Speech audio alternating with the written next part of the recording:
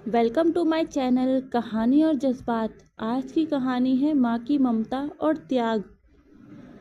कोलकाता की एक पुरानी गली में हल्की हल्की बारिश हो रही थी। यह गली उन तमाम कहानियों की गवाह थी जो कभी कही ही नहीं गई। वहीं एक कोने में सड़क किनारे बनी एक चाय की दुकान के पास बैठी एक महिला ठंड से कांप रही थी। उसकी साड़ी पुरानी और जगह जगह से फटी हुई थी, मगर उसकी आंखों में जो गहराई थी वह किसी भी दर्द को बयां करने के लिए काफ़ी थी। उसका नाम सुमित्रा था। एक ऐसी माँ जिसने अपने बेटे को इस दुनिया में बड़ा आदमी बनाने के लिए अपनी पूरी ज़िंदगी समर्पित कर दी थी।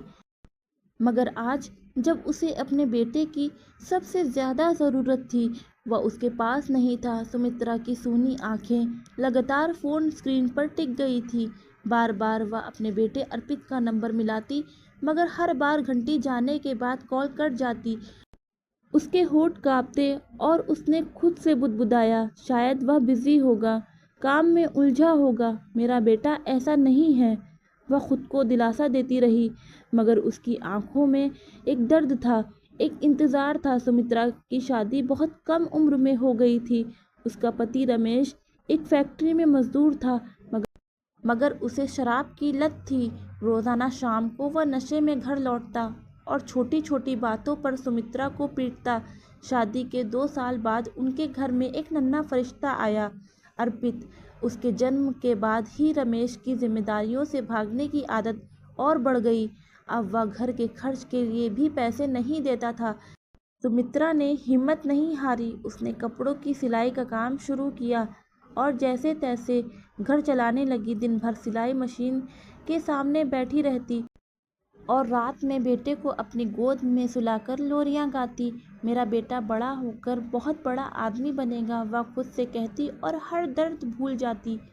कुछ ही सालों बाद रमेश को लीवर की बीमारी हो गई। अस्पताल ले जाने के लिए भी पैसे नहीं थे। कुछ ही महीनों में वह दुनिया छोड़कर चला गया और अब सुमित्रा पूरी तरह अकेली थी। मगर उसने अपने आंसू पोंछे और खुद से कहा, मैं कमज़ोर नहीं पड़ सकती, मुझे अर्पित के लिए जीना है।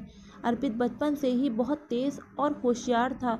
स्कूल में उसकी गिनती टॉप स्टूडेंट में होती थी, मगर वह जानता था कि उसकी माँ कितनी मेहनत करती है। एक दिन स्कूल से घर जाते वक्त उसने माँ से पूछा, माँ मैं बड़ा होकर क्या बनूँ? सुमित्रा ने मुस्कुराते हुए कहा, तू एक बड़ा इंजीनियर बनेगा और हमारी गरीबी ख़त्म कर देगा। यह सपना अर्पित के मन में बस गया।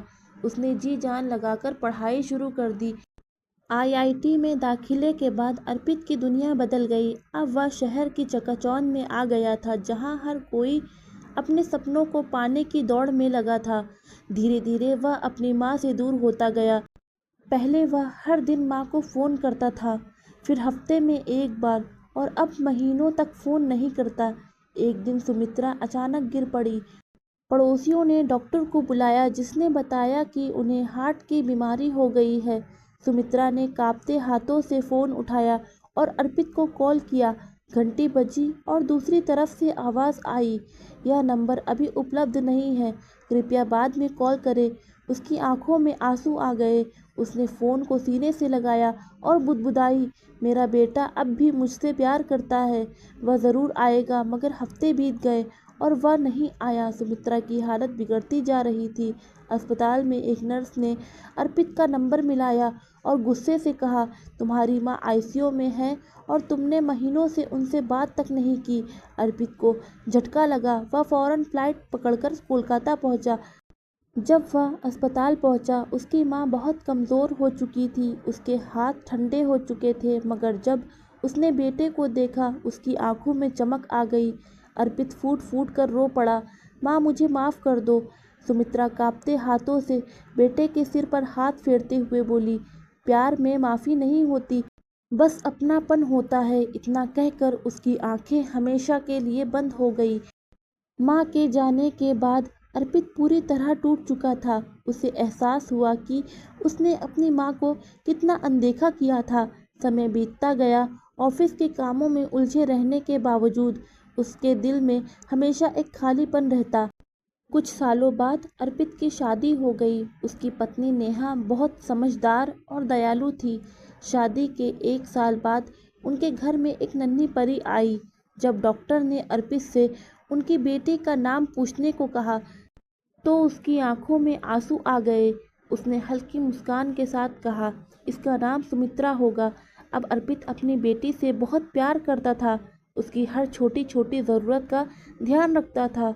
हर रात उसे कहानियाँ सुनाता और उसके साथ खेलता।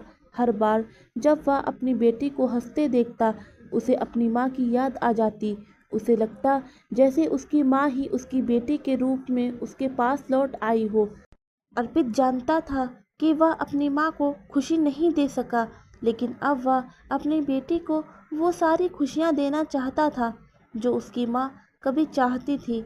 उसने एक छोटा सा घर बनवाया और उसमें एक बड़ा कमरा बनवाया, माँ का कमरा।